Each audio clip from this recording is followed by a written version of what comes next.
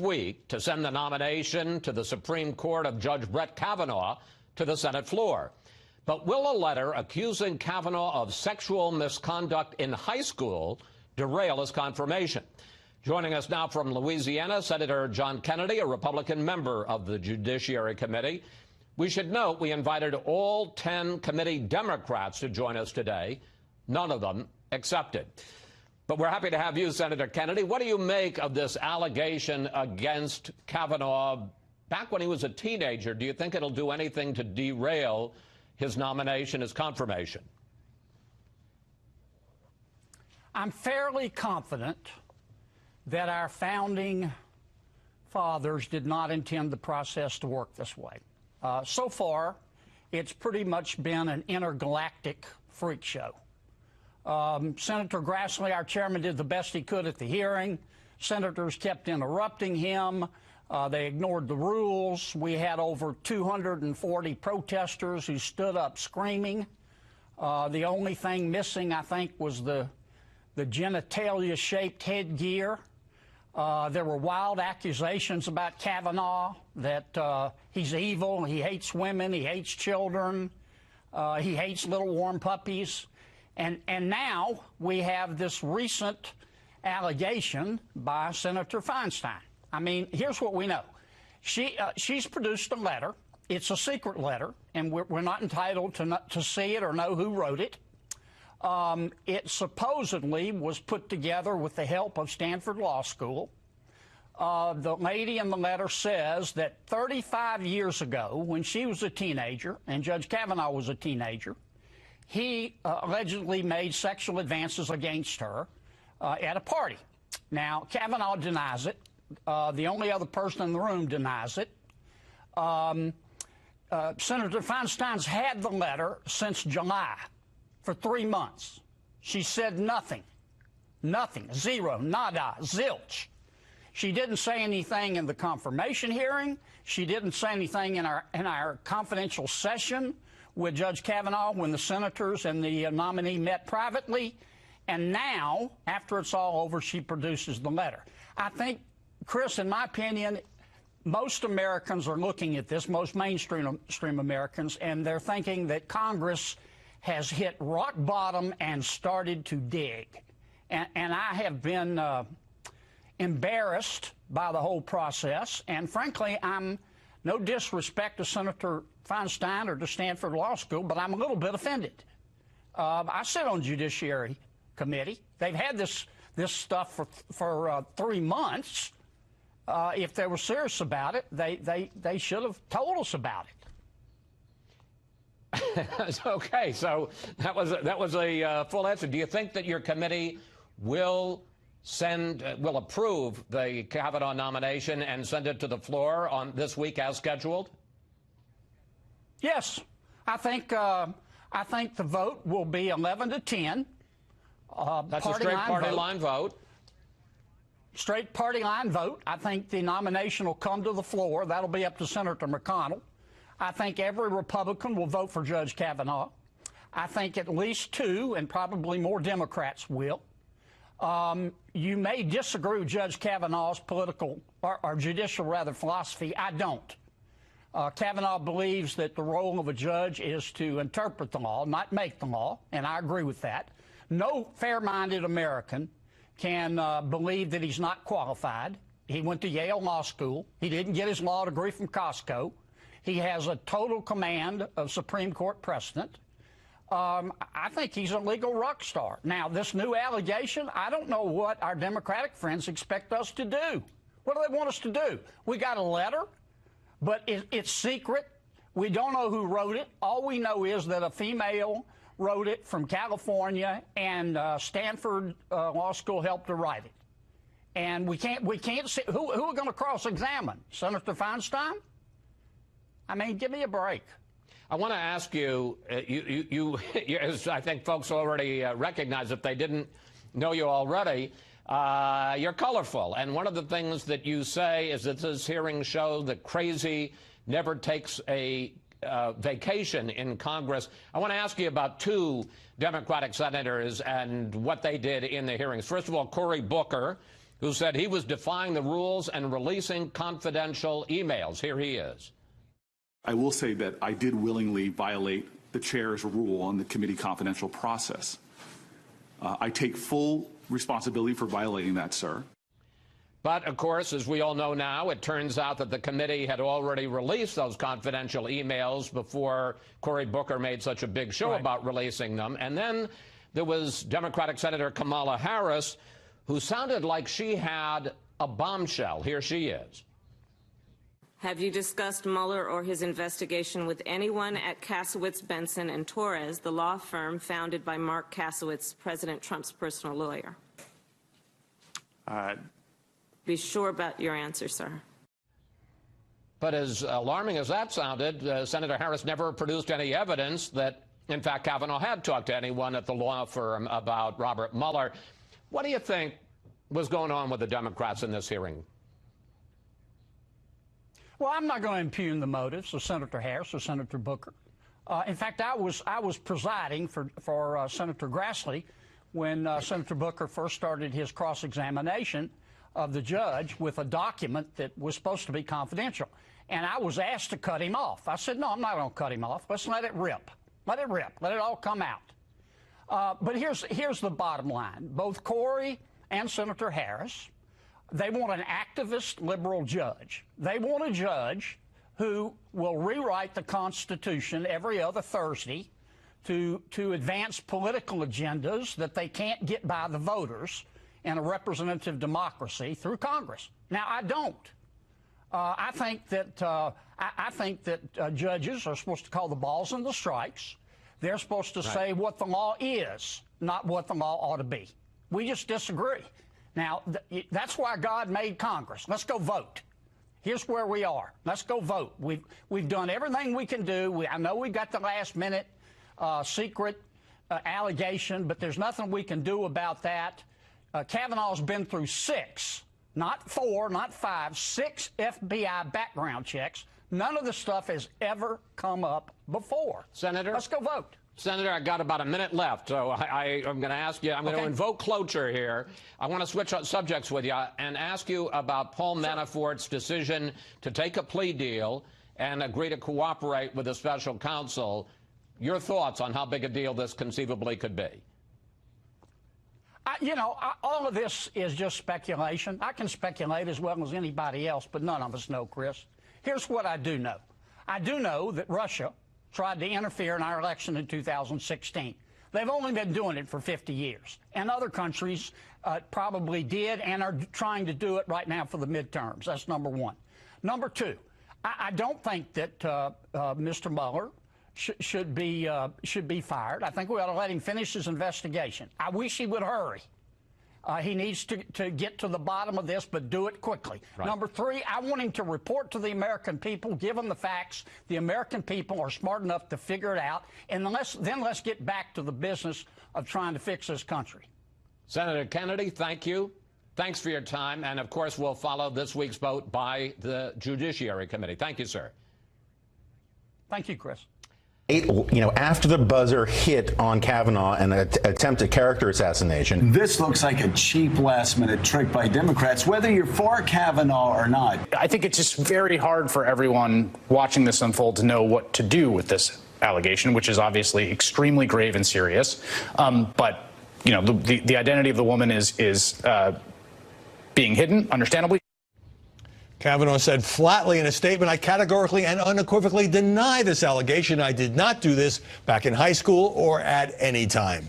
Joining us now to analyze the coverage, Emily Jashinsky, commentary writer for The Washington Examiner. Sarah Fisher, a media reporter for Axios. And Adrian Elrod, Democratic strategist and former Hillary Clinton campaign aide. Emily, should the media be wary, extremely wary, of embracing this last-minute allegation from an unnamed woman about something that is said allegedly to have happened when Brett Kavanaugh was 17 years old? Absolutely, and I think that clip we just played of Chris Hayes is very telling in and of itself, because he said something that I think is accurate.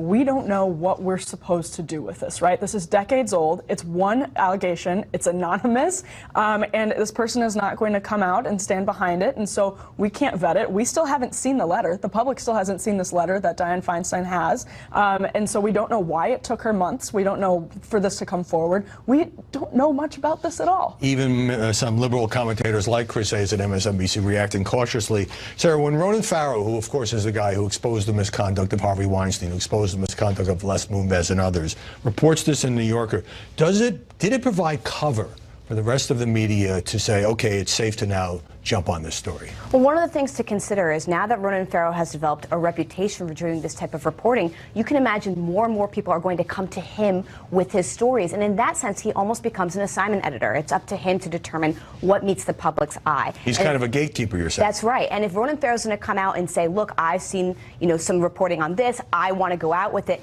Yes, his reporting on Les Moonves and others does give him credibility that we should listen, because obviously those reports have turned out to bring down some very powerful people, but doesn't mean that it should be the end-all be-all. Should we really be looking at this and saying, hey, this is true? I think we got to defer to kind of what Emily was saying, is we just don't have enough information, even from what Ronan Farrow reported. And in this case, Ronan Farrow didn't talk to the unnamed woman, didn't talk to the source of the allegation. So basically he had the details from the letter. We're left with a letter we haven't seen.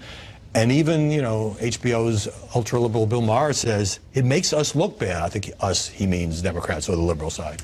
Yeah, I'm actually going to disagree with some of these liberal commentators who are saying, I don't know what to do here. We don't have enough information.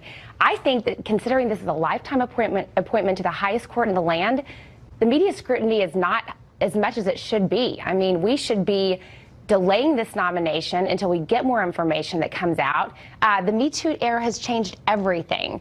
So what might not have been as newsworthy or as relevant to essentially getting confirmed to a Supreme Court or any judicial nomination at one point, it's all changed now. So, and you're not troubled by the fact that the accuser is not willing to step forward, that this happened at the very end of the process when it could have been done during your hearings? Well, Does that give you any pause? It does give me some pause, because I do think in order to really delay this, the accuser needs to come forward, even if it's speaking anonymously to a Ronan Farrow type of reporter who has a lot of credibility. Point, Emily, I'm a huge admirer of Ronan Farrow's dogged reporting in this area, but I think it's fair to point out, since this is a Trump Supreme Court nominee, that Farrow worked for the Obama State Department.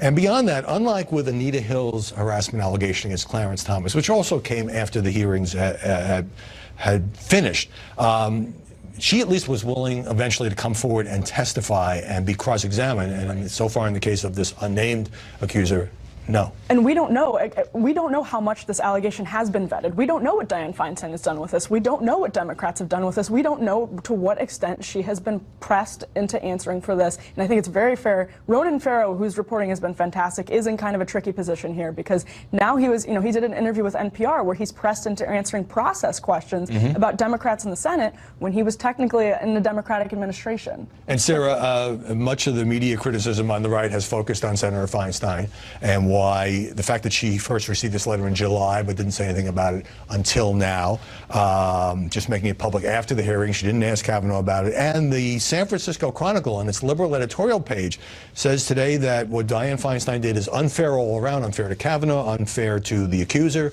and unfair to both Democrats and Republicans on the committee. That's a little surprising coming from the Chronicle. It is, and I mean, unfortunately for her, it seems like... Now, tonight is more than an open. It's who I am. It's what I know and what I did for over 3 decades as a prosecutor, Superior Court judge, as well as elected district attorney. The way it works is you are innocent until proven guilty. Clear, unambiguous words etched in stone. Why would anyone ignore this truth? Especially the ranking Democrat on Senate Judiciary, Senator Dianne Feinstein, is stunning. But you shouldn't be surprised. The left is committed to the removal of a duly elected president, the destruction of our system of capitalism, and now an all-out assault on our system of justice. To them, you are guilty. Guilty until proven innocent. But no one in all the years I spent in courtrooms has ever been able to prove a negative. So forget the time-honored notions like due process, probable cause, beyond a reasonable doubt, or a jury of your peers. Today, unsupported, uncorroborated, untested words, not facts, are sufficient to convict, not just in the court of public opinion, but in the esteemed, hallowed halls of the United States Senate. Forget the right to counsel, the ability to defend yourself, the right to confront your accuser, or even cross-examine your accuser. Truth in this scheme is nothing more than collateral damage if a Republican is on the receiving end of an anonymous allegation. So, Diane, let me see if I get this. Another Democrat, a congresswoman from California, no less, forwards a July letter to you containing a completely unsubstantiated claim that Supreme Court nominee Brett Kavanaugh, while in high school, tried to force himself on another high school student almost 40, I said 40 years ago. Kavanaugh, for anyone who even cares, has categorically and unequivocally denied the allegation. So, why are we just hearing about this now? Diane, when you get the letter, what do you do to make sure it's real? That the person is even real? Given the left's penchant to buy fake dossiers, make up facts, and collude with the media to sabotage even the President of the United States, forgive me if I think it's all hogwash.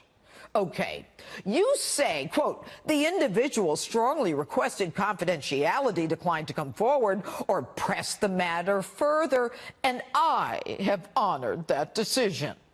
Diane, you honored that decision? Did you even speak to this alleged person? Did you meet with her, talk with her, interview her? Did you ask her to meet with others? Did you ask why she said nothing for almost 40 years? And Diane, why would you wait to even send it to the FBI? Is it because nothing in you and your pack of demon rats, that's what I said, demon rats, a.k.a. Democrats, bag of tricks, was working against Kavanaugh? Nothing was working that you were doing, beginning with Kamala Harris, Cory Booker, and every unhinged lunatic you could find. Mr. Chairman. Brett Kavanaugh. Mr. Chairman. To serve as Associate Justice. Mr. Chairman, I'd like to be recognized for a question before we proceed. Regular order. You're out of order. I'll proceed. We cannot possibly move forward, Mr. Chairman. I extend a very warm welcome to Judge Kavanaugh. We have not been given an opportunity to have a meaningful hearing on this nominee. Their two daughters. Mr. Chairman, I agree with my colleague, Senator Harris. Mr. Chairman, we received 42,000 documents that we haven't been able to review last night, and we believe this hearing should be postponed. I know this is an American people. Mr. Chairman, I move to adjourn. Directly from Judge Kavanaugh later this afternoon. Mr. Chairman, I move to adjourn. And Diane, you've been sitting on this letter for almost 2 months. You let Brett Kavanaugh go through days of Senate hearings, meetings with senators, answered then an additional 263 pages of 1,300 follow-up written questions. And now you want to character assassinate this man who's undergone 6 FBI full-field investigations where no such allegation resembling this anonymous nonsense has ever surfaced? Diane, as the ranking member of the committee interviewing Kavanaugh, how could you possibly let a moment pass without addressing the issue when Kavanaugh was right in front of you and would have had the opportunity to respond? What were you thinking? Are you stupid? Why would you let it go? Let me tell you why you'd let it go, Diane. Because even you didn't believe it. What other reason could there be? Now, I know about women who've been sexually assaulted and the kind of pain they go through. It is different from other crimes. It lingers and rears its head throughout their lives. I have prosecuted on their behalf for decades. And one of the ways that we establish their credibility is with how recent their complaint is. A recent outcry is enormously powerful. An anonymous one almost 40 years later? Not so much, Diane. But silence? I guess I shouldn't be surprised. You bozos in Congress actually had a fund of taxpayers' money, our money, to pay congressional staffers who were victims of sexual misconduct by your coworkers. It's a fund that even you, as a woman, a powerful senator, kept quiet about. Whose side are you on? Does it depend on politics? Does it depend on the politics of the accused? Your audacity to destroy and try to destroy a man with impeccable credentials, harm his family, and shift the burden of proof to the accused by alleging one of the most heinous allegations imaginable shows your complete disregard for truth, justice, and the American way. Do this to undermine the nomination at the very end. But even when you have people like Bill Maher coming out and saying it all around, it just looks, even if it's not the real reason, it looks like Democrats are pulling this out at the end to derail the nomination. And Adrian, I don't want to minimize the account of a woman who says she is still traumatized by what happened back in high school, back at Georgetown Prep decades ago, but you're a strategist, so you know that the optics is that indeed it looks like the Democrats are so desperate to stop Kavanaugh that they're willing to do this late hit, having not touched it in the hearings. Yeah, look, it is unfortunate that this letter of Dianne Feinstein was in fact sitting on it for a couple months. It's unfortunate that it's coming out now, but the bottom line is it's come out. These hearings can be delayed. There's no reason why they shouldn't be. And furthermore... Why do you think that you disagree with, not everybody, but some of the liberal commentators? Why do you have a different take on this? Because I think the Me Too era, again, has changed everything. So what might have not gotten the kind of scrutiny that it is now is getting more scrutiny. And furthermore, Grassley knew about this because all of a sudden, out of nowhere, magically, a letter signed by 65 women who claimed that they knew Kavanaugh in high school, and by the way, he went to an all-boys high school at Georgetown Prep, said, we believe in his character. So, well, the women who signed that letter denied that they did this because they knew this was coming. And Chuck Grassley, of course, is the Republican chairman of the Judiciary Committee. Let me move on now to a sort of a bombshell with no empathy for hurricane victims, triggered in part by Trump's own words about a previous crisis.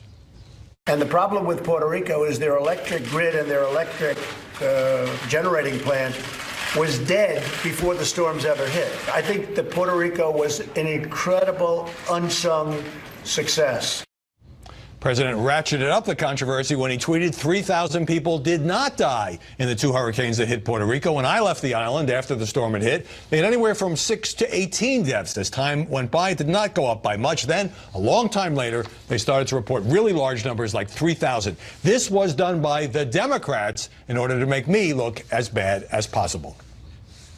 He obviously did not feel a bit of grief for the 3,000 people killed by those hurricanes. How stupid, how tone deaf, how surreal, how insensitive, how offensive to the relatives of the 3,000 people who died in Puerto Rico. The national left-wing media blindly took these numbers, jumped just as soon as the Puerto Rican governor decided to use them for whatever his political purposes, but they have no foundation in fact.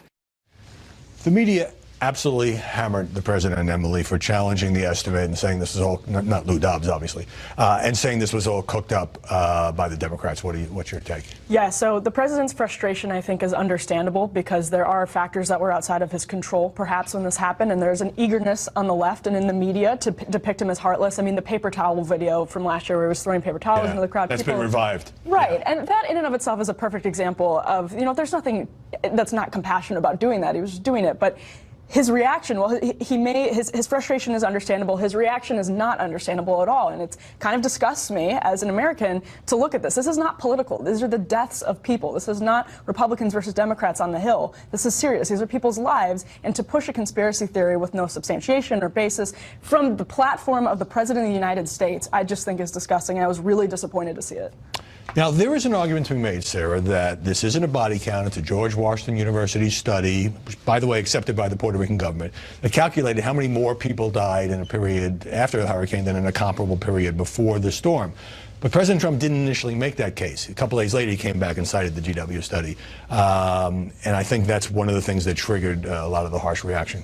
That's exactly right. Look, the president, the number that he got when he was on the ground many months ago is obviously going to be different than the number that you're going to calibrate looking back at all the people who died because they didn't get aid or because they didn't have access to medical professionals. One of the things that they cited in that study is that the reason that the death toll they estimate is so much higher is because they didn't think medical professionals knew how to fill out the certificates. So there's no reason that Donald Trump is looking to this. It's just making him seem not empathetic. It's making him seem like he's someone who can't lead for no reason. You know, the death toll may not be as high as 3,000, but it's certainly not 16 because people in the days and weeks afterwards couldn't get clean water. They couldn't get medical supplies. And so the media are casting this as the president just turning it into politics. And of course, he sees it as politics as well. Yeah, and he's blaming Democrats for this, which is just another, pillar to the fact that he's trying to politicize this. Look, to me, this makes no sense. There's certainly no political advantage to him doing this, except to try to, I don't know, keep this in the news a little bit longer. Again, I don't know why. Well, because he feels that, look, this was a devastating storm on an impoverished island, and any administration would have struggled with it. He feels that he's being personally unfairly blamed for the high death toll. But he's not being that's what he doesn't quite understand. Some commentators have done it. Well, I think that's what's so interesting about this is I do think he probably is getting an undue share of the blame from some people, and then that's what makes him lash out to this degree, and that's what's unfortunate because you're the president of the United States. People did lose their lives. Rise above it. But even before the conversation turned to Puerto Rico, the media were bringing back last year's narrative about President Trump. He's not good at this. He's self-absorbed. He lacks empathy. Politico headline. Trump struggles to embrace consoler-in-chief role. And that's the narrative, and it's been revived. Right. No, absolutely. And that's what I'm saying. Like, his frustration, again, is understandable. And in so many of these cases, it's understandable because he does get an undue share of the blame a lot. And I really do understand it. But that does not justify this reaction. And that's the bottom line for me. I get that he is not a polished politician who instinctively wades into crowds and hugs people. He's not Bill Clinton. He's not Barack Obama. He is a businessman. No, he's not. Okay, well, you would say that in more ways than one. But I also think that the media just don't like his style. And so they're saying, no, this is not the approved way that we think presidents should deal with crises because you got to hug more people. No, look, maybe on other issues that's the case, but in this one in particular, I think we all three agree on this. I mean, he has turned this story into himself. He has not shown barely any empathy on this issue, and that is why the media is scrutinizing him and the way that he's handled this. That part about the empathy is a value judgment. And just briefly, Sarah, it is true that President Trump didn't focus sustained attention on Puerto Rico compared to the two monster hurricanes in Florida and Texas last year.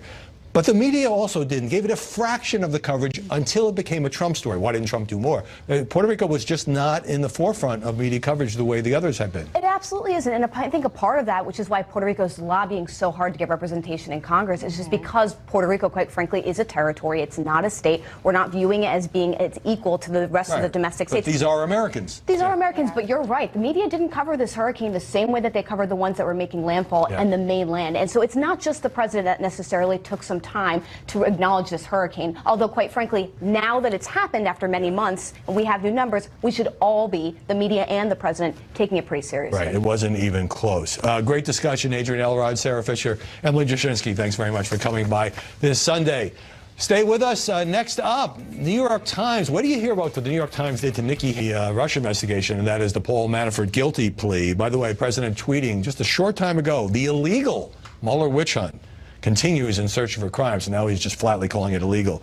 So, Emily, Paul Manafort, of course, was convicted in a trial in Virginia of bank fraud and other serious charges. He now has pled guilty in the trial that was supposed to take place, a second trial in D.C., and more importantly, he signed a cooperation agreement with Robert Mueller. Is the media speculation, there's been a lot of it, about how much of a serious threat to the president this is it justified or a bit overblown? You know, I think two things on Paul Manafort. It's justified to the extent that he was actually the campaign manager, and he wasn't the campaign manager for a long time, but he was the manager of Donald Trump's campaign. Yeah. And he was in regular contact with pro-Russia forces in Ukraine. Now, one thing that's always bothered me about the Manafort storyline is that it was the bipartisan swamp, right? Like he was working with the Podesta Group and with Mercury Public Affairs to orchestrate this campaign on behalf of pro-Russian forces in Ukraine. It is more bipartisan than I think the media has often depicted it. Yeah, although there have been some stories now about the Democratic consultants, the prominent ones like Podesta. So I have no idea, journalists have no idea how much Manafort knows. Does he know anything about any Russian collusion? Is there any Russian collusion? But he was at the infamous Trump Tower meeting with the Russian lawyer in the campaign, along with Jared Kushner and Donald Trump Jr. Yes, and it's sort of uniform knowledge that of all the people that have come forward now working with Robert Mueller, look at Papadopoulos, look at Gates, that he kind of had the closest ties to Russia. That's what people are looking at Paul Manafort and really are taking this seriously, because if there's anyone that would be able to prove some sort of a collusion, not saying that there was, but if there was someone that could point to that, connect those dots, it would be the person with the closest ties. Who's Paul Manafort? The president had praised Manafort during the first trial for not flipping, so many other people flipping, like Michael Cohen. Now, Rudy Giuliani, the president's lawyer, telling Sean Hannity that the guilty plea here is irrelevant. Is the press buying that? No, I don't think the press is buying it at all. I mean, look, to your point, and that's the point that I was going to make. I mean, this is a big deal, and it actually interrupted hurricane coverage when the Paul Manafort guilty plea came forward. That shows you how big it is. That shows you how big it is, right? This is a big deal because there was nobody else on that campaign who had stronger ties to Russia. And even if he was only the campaign manager for a couple months, he was still the campaign manager. Yeah, no, it was about 5 months, and he was the campaign manager through the Republican convention. At the same time, the things that he has now pleaded guilty to or had been convicted of mostly have nothing to do with Donald Trump at the campaign, but we don't know what else he's going to say. All right, let me get a break here. Hurricanes very much in the news. We will continue to update you on tropical. Trump is harming the dream of America more than any foreign adversary could. That is tearing more at the fabric of America than attacks on the Twin Towers did. We rebuilt from that. We became stronger because of that. But this seems to me a far graver threat to the idea of America. You don't like Trump? Fine. You don't like his character? You have questions about his character? Fine. You're equating him now with being potentially worse than terrorists? You've completely lost your mind. Now, Scarborough's piece dealt mainly with strategic mistakes by the three presidents since 2001, but it did sound like he was insinuating that this president is a greater threat than terrorists, and that came across as tone deaf, as Joe came to recognize. He responded by saying, I should have shown more care on the tweet's wording and the column's conclusion, and that he would read the column again and think about whether I could have said the same thing in a way less offensive to Trump supporters on September 11th. Now, this is one of the most unfair headlines I've ever seen in the New York Times or any other paper. Envoy's view of city is priceless. The curtains, $52,000, with a picture of Nikki Haley. And as the story noted, this was happening just as the department was undergoing deep budget cuts and had frozen hiring. But the fourth paragraph knocks down the entire premise of the story. A spokesman for the UN ambassador said plans to buy the curtains were made in 2016, during the Obama administration, and Haley had no say whatsoever in the purchase. The effort to paint Nikki Haley as just another, free-spending Scott Pruitt, wasting a fortune on luxury stuff, just utterly failed. And the Times admitted in an editor's note after the uproar that the article created an unfair impression and should not have focused on Haley. Well, that's for sure. The article shouldn't have been published. I don't know how it got by the editors. And you know what else was missing? An apology. Speaking of headlines, the Huffington Post had a doozy the other day. Kellyanne Conway, Donald Trump's anti-media attacks, quote, are not healthy. What? Was the president's counselor turning on him? Nope, this was pure clickbait. Here's what Kellyanne actually said on Christiane Amanpour's new PBS show. We see things every single day on TV and in print that I promise you, I swear to God, are patently false. I do agree that it's not healthy for the body politic on either side. There's no indication we have, and someone like I and others have tried, the president has tried, to turn down the temperature, to give more access. So she said it wasn't healthy to either side. So that was more than just clickbait by the liberal website. It was a blatant distortion. Jeff Fager fired by CBS, executive producer of 60 Minutes, for threat.